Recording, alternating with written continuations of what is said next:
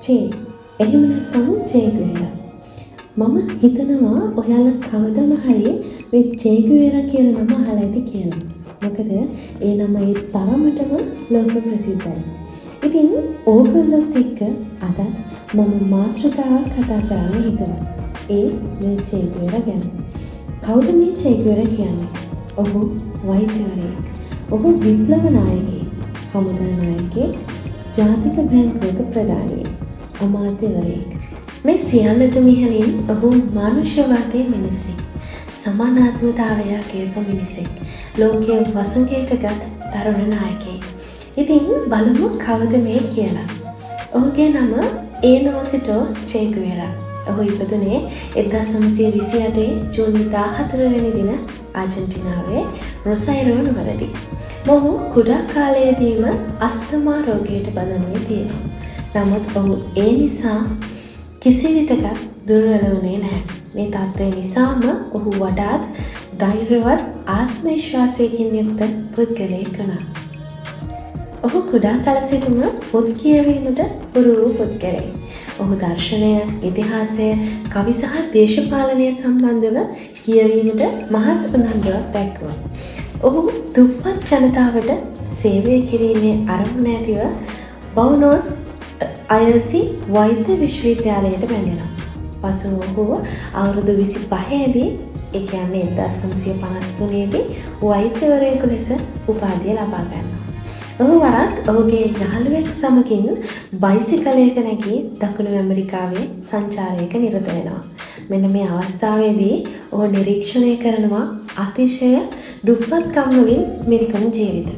කම්කරුවන්ට සිදුවන හිරිහැර, අසාධාරණය සහ විදේශීය සමාගම්, දේශීය ජනතාව පීඩනයට ලක් කිරීම ඔහු දකිනවා.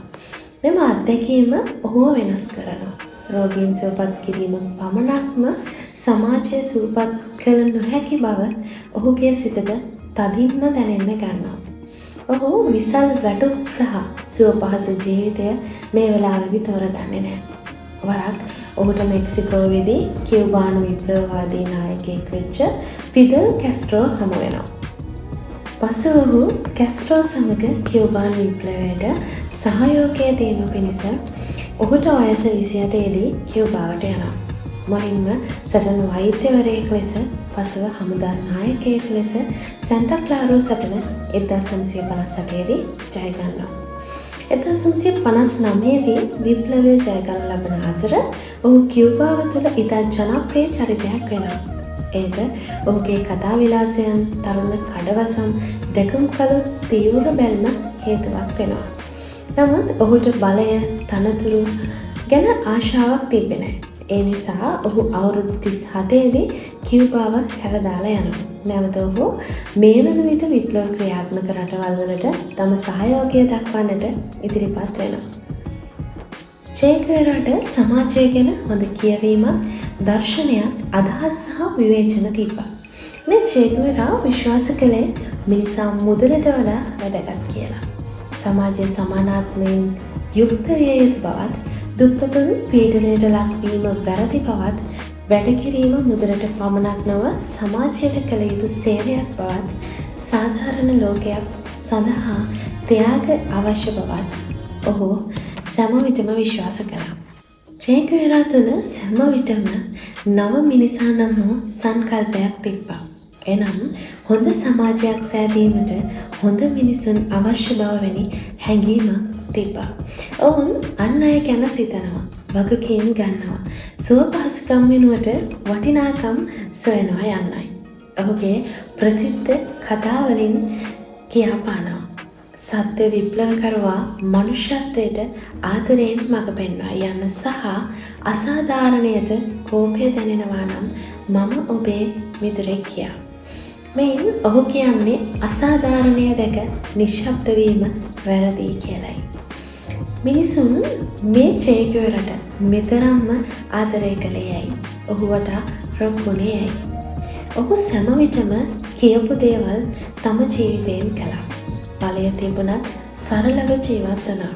තමන් විශ්වාස කළ දේ වෙනුවෙන් ජීවිතයෙන් පවා පරිත්‍යාග කළා. අවසානයේදී 1967 බොලිවියාවේදී ඔහුව අත්අඩංගුවට පත් වෙනවා.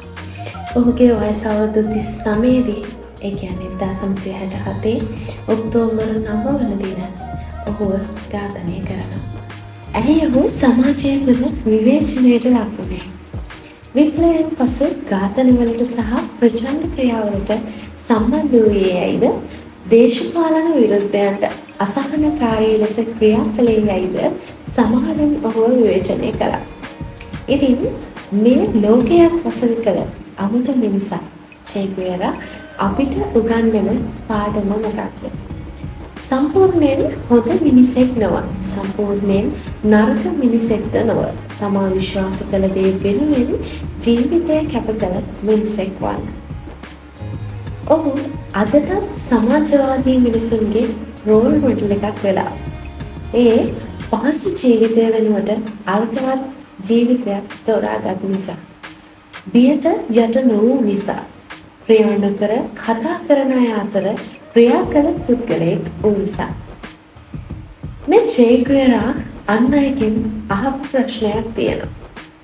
මටත් අද ඔබෙන් ඒක අහන්නට හිතෙනවා. ඔබ විශ්වාස කරන දේ වෙනුවෙන් ඔබ කුමක් කරන්නේද?